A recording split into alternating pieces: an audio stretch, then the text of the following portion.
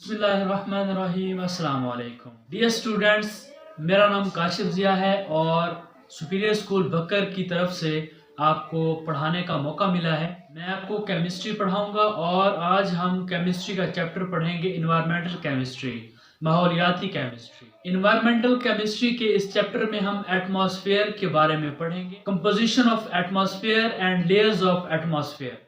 आज हम तफसील से एटमॉस्फेयर, उसकी कंपोजिशन और उसके लेयर्स के बारे में पढ़ेंगे। इंशाअल्लाह कोशिश करता हूं कि आपको समझ आएगी। अभी चलते हैं स्क्रीन की तरफ।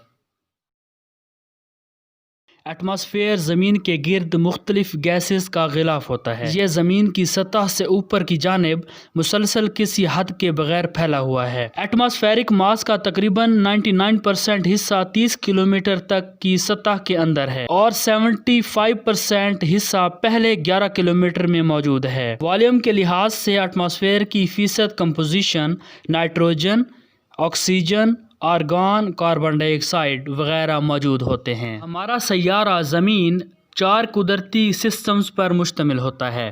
लिथोस्फीयर, हाइड्रोस्फीयर, एटमॉस्फेयर और बायोस्फीयर पर मुश्तमिल है।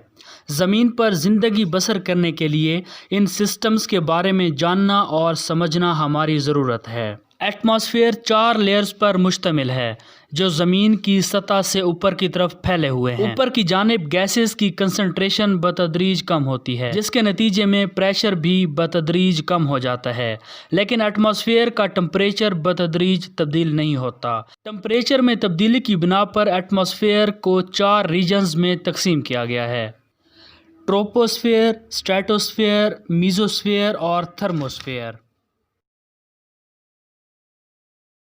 12 किलोमीटर तक बुलंद सबसे निचली लेयर में टेम्परेचर -58 डिग्री से 17 डिग्री तक बाकायदगी से कम होता है। एटमॉस्फेयर की ये लेयर ट्रोपोस्फेयर कहलाती है। ट्रोपोस्फेयर के बुनियादी अज्जा नाइट्रोजन और ऑक्सीजन गैसेस हैं। ज़मीन के एटमॉस्फेयर का 99% वॉल्यूम इन 2 गैसेस पर मुश्तमिल होता है। अगरचे एटमॉस्फेयर में कार्बन डाइऑक्साइड और पानी के बुखारात कंसंट्रेशन ना होने के बराबर है, लेकिन फिर भी ये एटमॉस्फेयर के टेम्परेचर को बरकरार रखने में अहम किरदार अदा करते हैं। ये दोनों गैसेस सूरज की विजिबल शुआओं को गुजरने देती हैं, लेकिन ज़मीन की सतह से उठने वाली इंफ्रारेड रेडिएशंस का बहुत ज़्यादा हिस्सा जज़ब कर लेती हैं और एटमॉस्फेयर को गर्म कर देती हैं। जैसे जैसे बुलंदी में इजाफे से इन गैसेस की कंसंट्रेशन बतदरीज कम होती है, तो इसी लिहाज से टेम्परेचर में भी 6 डिग्री फ़ी किलोमीटर की शरह से कमी होती है। ये वो रीजन है जिसमें तमाम इकसाम के मौसम पाए जाते हैं। तकरीबन तमाम एयरक्राफ्ट इसी रीजन में परवाज़ करते हैं। ट्रोपोस्फेयर से ऊपर 50 किलोमीटर तक बुलंद लेयर स्ट्रेटोस्फेयर कहलाती है। ये ट्रोपोस्फेयर से ऊपर वाला स्फेयर है जो कि 50 किलोमीटर तक बुलंद है। इस रीजन में टेम्परेचर 2 डिग्री तक बतदरीज बढ़ता है। इस रीजन में ओजोन की मौजूदगी टेम्परेचर में इजाफे का बायस बनती है। इस रीजन में टेम्परेचर में इजाफा बुलंदी के साथ साथ होता है। इस रीजन में ओजोन की मौजूदगी टेम्परेचर में इजाफे का बायस बनती है।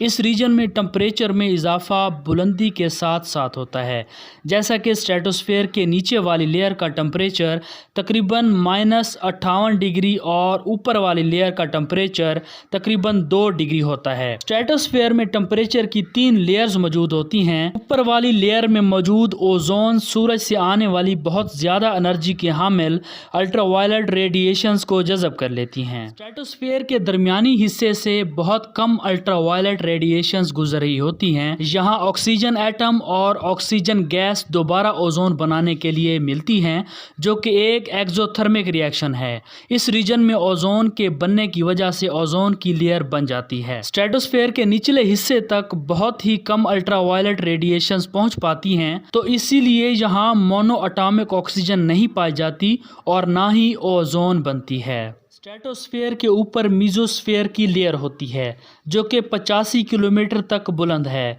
इस रीजन में दोबारा टेम्परेचर -93 डिग्री सेल्सियस तक कम होता है। मीजोस्फेयर के 85 किलोमीटर लेयर से ऊपर थर्मोस्फेयर की लेयर है, जिसमें ऊपर की जानिब टेम्परेचर में बतदरीज इजाफा होता चला जाता है। یہ تھا آج کا ہمارا ٹاپک. امید کرتا ہوں کہ آپ کو آج والا ٹاپک سمجھ آ گیا ہوگا. اپنا اور اپنے بڑوں کا خیال رکھیے.